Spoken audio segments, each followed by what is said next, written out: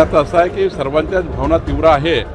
या महाराष्ट्राच्या 14 कोटी जनतेमधल्या कुठल्याही व्यक्तीला जर विचारलं त्यांच्या भावना याच म्हणतील की बाबा अशा आधुनिक महाराष्ट्रात, विकसित महाराष्ट्रामध्ये अशा प्रकारची भोंदूगिरी आणि भोंदूबाबा तयार होत असतील तर त्यावर कारवाई झाली पाहिजे. ही महाराष्ट्राचीच भावना आहे, महाराष्ट्राची भूमिका आहे. जयंत पाटील आणि रुपाली चाकणकर यांना पण सह आरोपी करा अशी पण मागणी करतात. नाही, असं आहे की अनेक लोक जेव्हा एखाद्या व्यक्तीबद्दल ऐकतात त्याबद्दल तेव्हा जात असतात, त्यांना नमस्कार करत असतात, त्यांचे फोटो काढत असतात, तेव्हा काही माहीत नसतं कोणाला. आता कोण कसं आहे काय माहिती असतं, पण जेव्हा त्याचे असे प्रताप येतात बाहेर तेव्हाच कळतं माणसाला भोंदूगिरी आहे म्हणून. कधी कधी व्यक्ती हा भक्ती प्रेमामध्ये या ठिकाणी कोणाबद्दल फोटो काढतात, नमस्कार करतात, पण त्याचा गैरफायदा असा घेतला जाईल तर त्या गैरफायदा जो घेतो त्याची दोष आहे, बाकी फोटो काढण्याचा का दोष.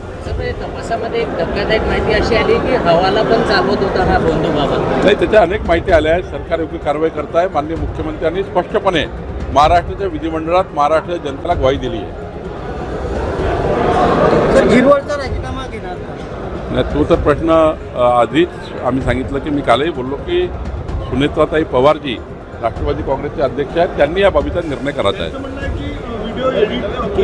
तेच सांगतोय की त्याबद्दलचे पुरावे, त्याबद्दलची सत्यता, त्याबद्दल असलेलं काहीतरी काय खरं आहे काय खोटं आहे त्या सर्व मुख्यमंत्री आणि उपमुख्यमंत्री त्या ठिकाणी तपासतील आणि उपमुख्यमंत्री शेवटी सुनेत्रा पवारजी त्यांच्या पक्षाचा निर्णय करतील. ममता बॅनर्जीने काय